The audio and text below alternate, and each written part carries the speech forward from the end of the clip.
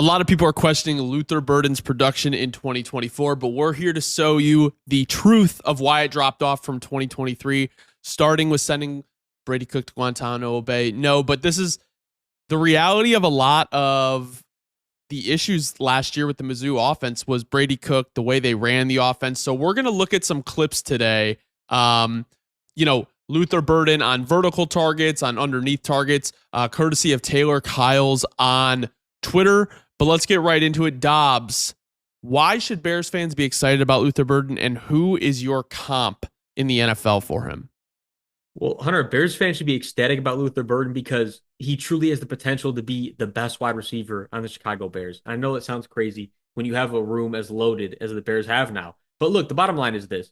His ceiling is that of a Devontae Smith, Chris Olave, if Chris Olave can hit his ceiling, minus all the injuries. But a player like that, right? A guy who, Zay Flowers at his ceiling, which I don't think Zay Flowers has hit his ceiling yet either. Guys where you get the ball in their hand, rack, but not just that. You have to blanket a safety over them because if you don't, they are a threat to go all the way on any given play. They have that dual motor, short field, super big threat, but deep, just as big a threat. And people, Hunter, they got fooled because of Guantanamo Man himself. But Guantanamo Cook. we're here to let everyone know. Just wait, and you'll see the real truth, which is exactly what we're here to show today. So I think the biggest thing for me in watching Burden is outside of DJ Moore, there's not really a lot of like after contact type players like Swift. Someone breathes on him, he falls down. Romo Dunze's not like the really, run after catch, run after contact type of guy. Cole Kmet, I mean, he can break a tackle here or there, but you can bring him down. Like even Loveland doesn't offer that broken tackle ability. And I think when we watch these clips here, which I'm about to play, we're going to start out with the vertical clips. Is that something you notice with Burden a lot? Is he is constantly breaking the first tackle. So let's just play this through, and then on important plays, we'll kind of stop and talk or rewind and talk. But another thing is, you saw that play. It's a little bit overthrown. He was held. Luther Burden only had around 650 yards last year. But if we're watching these vertical routes and, just how many overthrows there are in this offense, like you're leaving 30, 40-yard gains that would have easily left Luther Burden as a 1,000-yard receiver for 2 years in a row. I mean, this throw in the NFL, like that's a hospital ball. Like this is a Derek Carr to Chris Olave ball right here. The Chris Olave comp is already living up. Chris Olave comp is already living up. All right, something I want to point out right off the bat here, Hunter, is, you're spot on. Look, yards left just on the table over and over again. But what Luther Burden's biggest strength is on these deep balls is he's real good at restacking once he gets that initial separation. And what's so lethal about that is it basically, kind of like we saw on that, if I'm not mistaken, it was either the first or second clip highlight, was it forces the DB to basically commit a penalty if they want to get back in on the play. Like you have to grab his shoulder. You have to, he puts himself in position on 90% of these deep balls where he gets right back in front of you at a 90-degree angle. Like you have no options. He's not going to put himself on an angle where he's going to give you a chance to lay out in front. Like that's his biggest strength to me on these deep balls. But aside from that, let's just talk about the innate nature of what makes this special. The separation he's getting is stuff that is real hard to teach, right? I mean, that's a physical element to his game. He's speedy, he's quick, and it's just going to translate so well to the NFL level with Caleb. It's going to be a whole different ball game. Well, Dobbs, even on these last two throws, I mean, that's basically 100 yards off his stats and 2 touchdowns gone. And now you can do this for every player. Like we understand this, but this was something that Luther Burden was dealing with all year after a very successful 2023. But you can do it a little bit for other players, but you can't. Look, find me another guy that is this bad. From this last year, find me another top receiver that was this bad or anywhere even close. I'll buy you dinner. You know what I mean? I mean, this like. Look at this. Hundreds and hundreds of yards off the table, multiple 5+ touchdowns off the table. Like Brady Cook killed the defender. He's grabbing his head. But and like the most important thing too is this one right here. This was the big one too we wanted to highlight. The back shoulder. Is that's another thing about his game, and it shows up a lot more in the short game. We'll get to that when we get to the short stuff.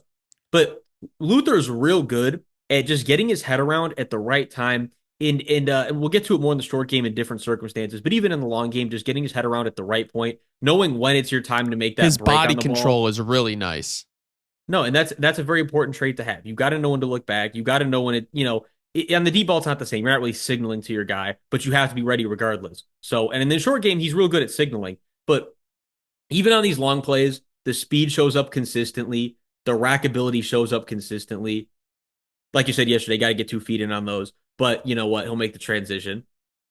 I think I think the biggest thing is like Luther Burden, like, okay, maybe he's not the best route runner in the world, but like, look at that. Like, he already had the separation. It's not like it was a 50-50 ball and Brady Cook got I was gonna hit, say, but like, in his credit, to his credit, that hit. is a tough throw. But it's just like one of those where, I don't know. I think the biggest thing is like, there are things that like Luther Burden has to work on. Like, there's no perfect receiver, there's no perfect prospect. But I think with what he's giving you naturally, just on separation, speed, you know, how we can break tackles. The end of the day, you don't need him to be everything. You have DJ Moore, you have Rome Odunze, you have Colston Loveland, like you have all these other guys. I mean, look at that. I mean, that's a contested catch where he's waiting for the ball. He's got a defender coming in his face, crazy, and then the strength to hold on to that with the defender coming down. I mean, you got multiple guys converging right there. It's just, I think Burden falling. I mean, this is what we were talking about yesterday, and this is one of the last plays. The body control to come back to the ball, fall down, and still catch it. I mean, look, Hunter, he has the potential to be a real special player. And kind of like we were talking about, this is the big thing that makes it so interesting about the Bears is when he was right when it was on when the Bears were on the clock in the second round. Part of me just never really considered that Luther Burden was even an option, you know. And I think a lot of Bears fans would be on the same right, sharing the same sentiment. Like as much as it's not like he was completely off the table, but it just it didn't seem like a very likely logical thing at the time. But as it turns out, I mean, I'm ecstatic. Bears fans should be ecstatic. Even just off the long stuff already, you should be excited. But the short stuff, even more his bread and butter than the long stuff. So now we're gonna watch kind of the short stuff. Um, some of these plays are just kind of like dump offs. They have him running out of the backfield. They kind of really line him up anywhere. And I think that's kind of something that the Bears can look forward to is, okay, maybe you didn't get a running back until the 7th round, but between Luther Burden and DJ Moore, you can line these guys up anywhere. I mean, even Colston Loveland was lining up in the backfield in college.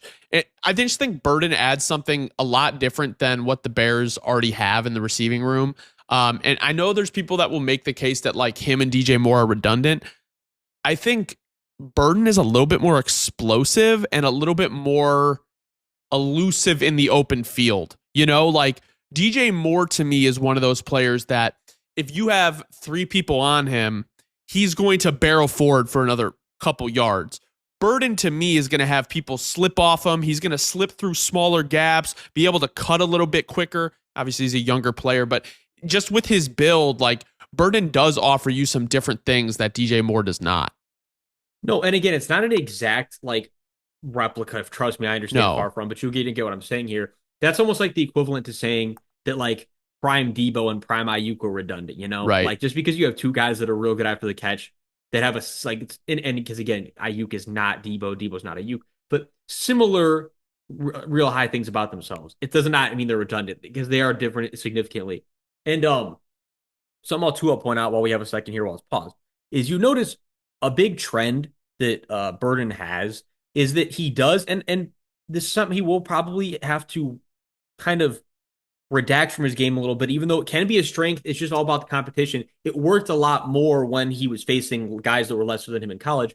When it will still work every once in a while in the league. It's not like I want him to get rid of it from his game, but the whole south before going north, he has kind of that pivot go-to move as you can see a lot here, and it works when it works, but when it doesn't, you just want your guy going north. And right. I get it. Like I know it's a habit and it's hard to break when you've been doing it for so long, and he's gotten away with it. I'm sure his whole career has been his bread and butter because he's going against guys he can do it against. And we even saw a highlight here already where the fumble, luckily out of bounds, sometimes it's not going to go your way when you do that against guys who can keep up with you, right, horizontal. So, it's cool when it works, but that's probably going to be something you might have to change a little bit. Just get that, lock in on just let's try to go north as often as we can, because those extra 2 1 yard in the NFL, all the difference sometimes it doesn't need to be 4 or 5 every time. You get what I'm saying here? Yeah, Like it's just about yeah. making sure we're going Live forward. to see another day. Live to Yeah, make the next play. I think that's something Caleb Williams struggled with a lot last year. But yeah. Him and with Luther the can learn way, together. yeah, yeah. But I mean, I think this is something we might see in Chicago. I mean, Luther Burden standing in the backfield doing his best Ashton Genty impression with his stance. I mean, if you watch, like they're just running like a little dump off pass, and I mean, look how far he takes that. Like, let's take a quick look here. He catches it at the 49. Okay, first contact, probably around the what is it, 30? So 19 yards already downfield, and then he's tackled at like the 15. So this guy is making plays whenever he has the ball, even if you're just dumping it off to him. Fake reverse, catches it at the 45. Oh, never mind. Just talking for Well, an incomplete pass. should have. Yeah. And I'll say this. I'm very qualified on this subject. What I'll say about Luther Burden that also makes him just so special is who he reminds me of in like a receiver form. I think you know who I'm talking about here. I want to see if you pick my brain a little. See if you who does he remind you of when he's not him. He's not him. But who does his game remind you of a little bit if he was a receiver instead of a running back? If he was a receiver or a Or running back instead of a if the running receiver, back that I'm talking about, vice versa. If the running back that I'm um, talking about, if the running back I'm talking about was a I receiver, don't know who. he has some Kamara to his game for sure. Oh, okay, The way okay. he moves, He the way he he's moves after the catch, the way he bounces right up after he hits the ground, the way that he kind of just bounces off tackles. Again, like Kamara was, especially when he was in his absolute prime, very, very different. But there's elements of his game that are definitely similar. I'm gonna say this, and I don't want him to do this often, but we don't have players on the Bears that are gonna do this. And like I'm okay with having one of those guys. I mean, not in critical moments, Yeah, as long as the rep isn't looking, yeah. but I don't know. I'm okay with this now and again. The Bears need some attitude. Yeah, they need, but not like Tyreek Stevenson attitude, control attitude. No, but like, I mean, here's what's great about Bird's game is you can see a lot of elements of a lot of really talented NFL players in his game. Again, like you said, I want to be clear to everybody. We are not saying he is any of these guys directly, or even that he's for sure going to hit that ceiling. What we're saying is that he absolutely could hit a very, very high ceiling. I mean, and again, the main point of all of this whole exhibition of watching all these highlights is to understand that one, and this is something that these highlights necessarily aren't even showing you, but he wasn't used to his full strength at Missouri, especially this last year. Like getting the ball in Burden's hand should have been priority number one. Really wasn't. The offense just wasn't run optimally. And when you get the ball in his hands, you can see special things happen. So that look, I really do think I'll reemphasize he has a very very good chance to be the best receiver on the Bears in the I next two agree. 3 years. I And agree. people can look. This will be one of those picks where people look back and they go, it's real. Like it happens every year. It's not even People that aren't gonna shocking. But like how did this, he not go in the first round? Like but I how? felt this since they've picked him. Burden has a higher ceiling, I think, than Rome. I think he has a lower floor for sure, like a much lower floor. But I think what Burden can be after the catch. I mean, and these are not the same player, but I mean, look at what Rashee Rice became for the Chiefs. Like, you get the ball in his hand and he's gone. But anyway, catches it at the 31, is contacted around the 32, breaks 2 tackles, gets to a third guy, and then you have 4 or 5 guys there at like the 40-41. Like, he's small, but like he is strong. No, and I think what I want to see a lot too is because he is so. I mean, he's so lethal in this. Just when you get him going to the side, and then you can kind of have him break on an ankle on one-on-ones. look, and we were talking about this. Ben Johnson is going to be the one for sure. If there's anybody who's going to do it rather consistently, is because you can decoy it a lot too. Then you can really make people start to key on it, and you can do some deep. Is lining him up in the backfield as often as possible. Like the opportunities you create doing that, it just compounds. Like it's like compound interest. Like you get your short gains, short gain, short gain, short gain, and before you know it, everybody's starting to overcompensate. Like, well, we can't just give up 5 yards. I gotta almost double. I gotta make sure I have someone in the flat and playing a little right, shading a little bit. Before you know it, little corner outpost over the shoulder, and things like that open up. I want to see Luther Bird in the backfield, not super often, but I want to see it. I want to see it be like an every game thing. I want him. I want to be part of those packages, like at least a few snaps a game, because I think you do open up so many opportunities for everyone else. Because this is a loaded offense. It's not all about Luther. It's about Luther creating opportunities for everyone else and vice versa. This is my favorite clip from the highlights. Spins this guy out, and then 19 after this, you gotta pack it in. It's over. Just brutal. It happens to the best of them against Luther. Yeah.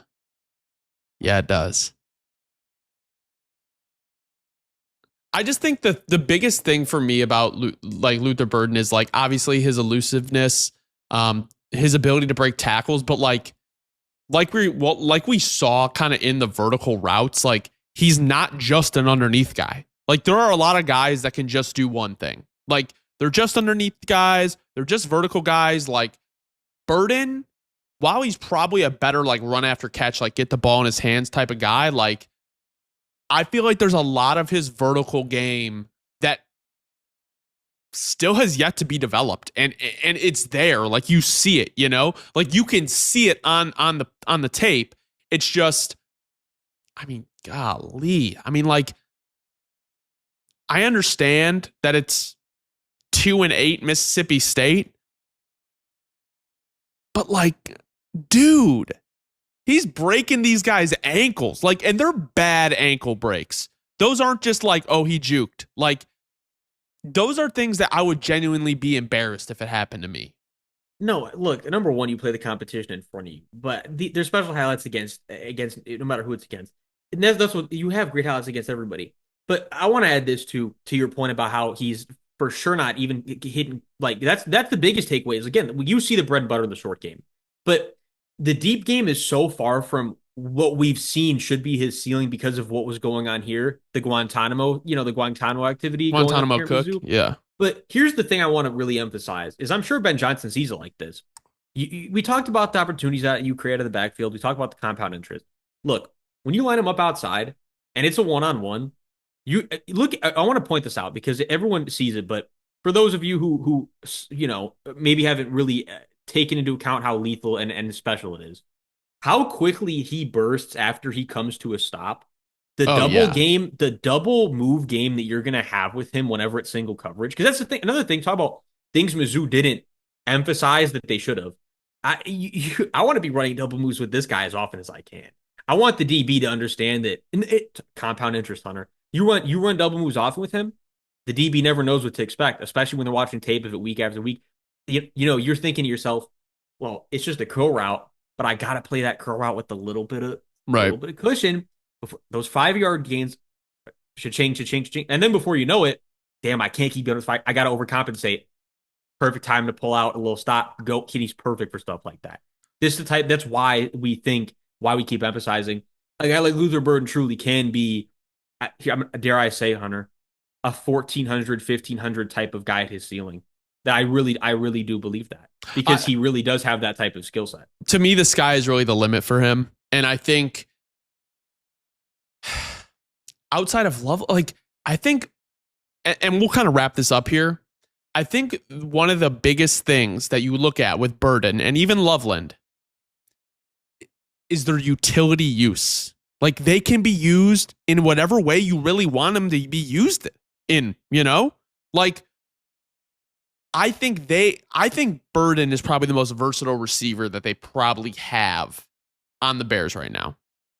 Like DJ Moore can be used in a lot of ways too. And this is not to say like that Burden is at that level yet. You know what I'm saying? Like he's not, it's not saying he is, oh, well, they can use him in all these ways. He's going to be amazing in it. But the idea of what he can be because of like how well and how quick he is, I just see it in a way of like, you truly have like a full on like Swiss Army knife here. And it's not like he's just a guy and a jack of all trades. Like he's actually like really good at pretty much everything. And I think the downfall is going to be like he was pretty lazy with his blocking when he knew he wasn't getting involved and everything. And I think that just is a result of a pretty shitty year with Brady Cook and the Mizzou offense.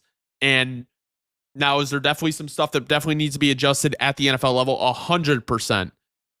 But in what you're getting in a prospect, and that's all these guys are, prospects until they do something at the NFL level, I'm pretty confident saying that like outside of Tet, he could even be better than Tet. He could be the best receiver in this class if he really wants to and if they use him the right way. So I think that's where I'll kind of leave it. I think the possibilities are endless with Luther Burden, and he'll be as good as he wants to be. I think it's the perfect place to leave it. I echo the same sentiment. Bears fans, leave your thoughts down below. Let us know what you think.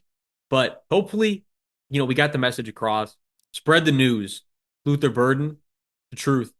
Let us know in the comments if you think by the end of their Bears career, who will have a better Bears career, Rome Odunze or Luther Burden. Thank you so much for watching. This has been The Bear Cave.